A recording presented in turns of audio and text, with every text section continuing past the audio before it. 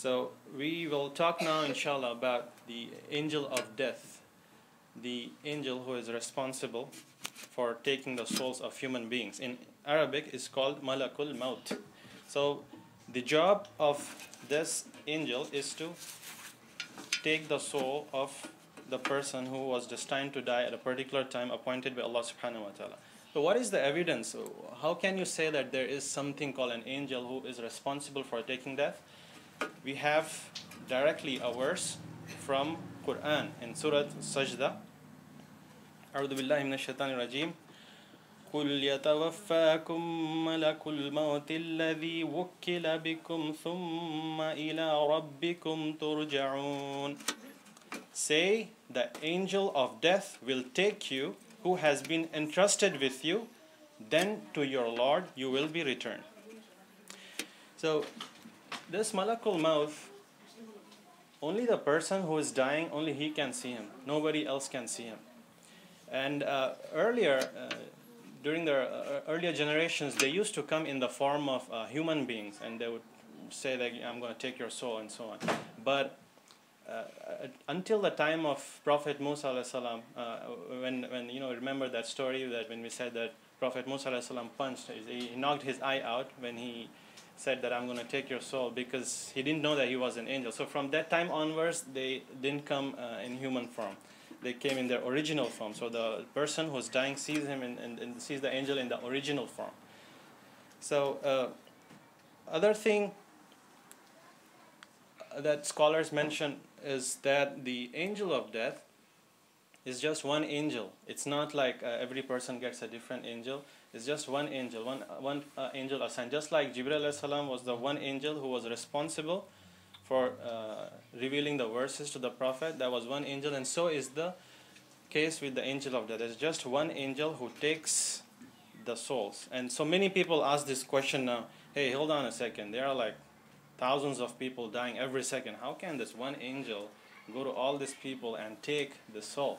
So what scholars say is that this is an issue of ghaib. It's a world of unseen. We don't know, we can't experience that world. We always think in terms of the physical laws of the world. You drop a ball, it falls down, it's like time dimension and so on.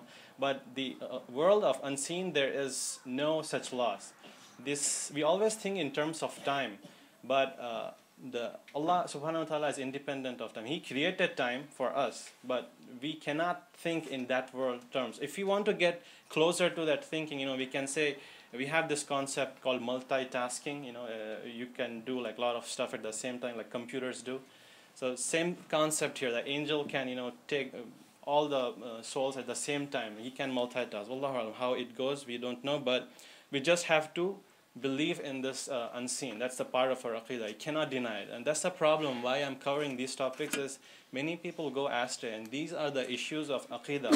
If we mess up our aqidah here, it's a problem. So some people just deny it, no, there is no angel of death or something like that, or there's not one angel of death, there are many angels of death. So aqidah wise, we have to be very clear. If something doesn't make sense to us, we still believe in it. Same thing with the hadith that we know that at the time of tahajjud, Allah subhanahu wa ta'ala descends in the lowest heaven, and he asks people, basically proclaims, who are the people who are making dua, and so that I can accept their dua. Paraphrasing it. So some people say there is always tahajjud time somewhere in the world. Does that mean that Allah subhanahu wa ta'ala is always in the lowest heaven? No. We don't believe that. We don't know. We cannot think outside the box, this outside the dimension of time. But we just know that it happens. How? Allahu A'lam, we believe it. Next, the assisting angels. So this angel of death, as I said, is one. But however, he has some angels who assist him. And there are two categories of these angels. One is the angels of mercy, and the other one is angels of punishment. One of these will be dispatched or sent to the dying person, not both of them. So if the person was good, the angels of mercy come to help him out, or angels of punishment, along with angel of death, come and take the soul. It's just not Muslim, non-Muslim. Scholars say that if person can be a Muslim, and if his sins were like outweighing all his good deeds, then he'll also meet angel of punishment. So if we look at different hadith, the description of these assisting angels is mentioned many places. Like angels of mercy, it is mentioned that they have like white faces like a sun, and while the angels of punishment are a little rough, they are like, they have dark faces and like strong hulking bodies, so they are different. And angels of mercy carry two things with them. One, they carry this white piece of cloth. It's made of silk. It's from Jannah, basically a shroud, a coffin that we say. That's from Jannah. And they also carry an embalmment from Jannah. It's like fragrance, perfume, very beautiful smelling fragrance from Jannah. We get into more later on, inshallah. But on the other hand, angels of punishment, they have tough fabric from fire, and that piece of cloth, it emits such a bad smell, bad odor, that it smells like the worst decaying corpse you can ever imagine. It smells very bad, and that's for the person who was very, very sinful.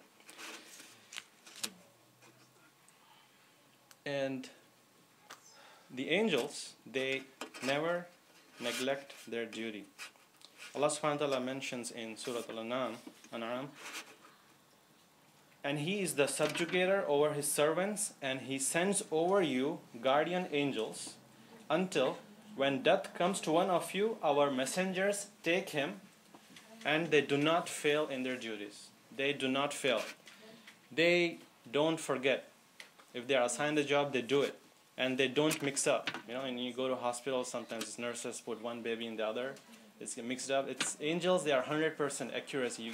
They always do something, or whatever Allah's commanded, they're definitely going to do it. There's no confusion. And they also, these angels, they do not, for example, they don't feel sorry, or they don't have mercy. They won't say, hey, this person is so young, he has a life to live. Maybe I should not just forget it. No, if they are commanded something, they'll do it. There's no mercy or anything. They can't say, hey, this person left with two young children, who's going to look after them and so on. No. If time has come, that's it. They will take the soul.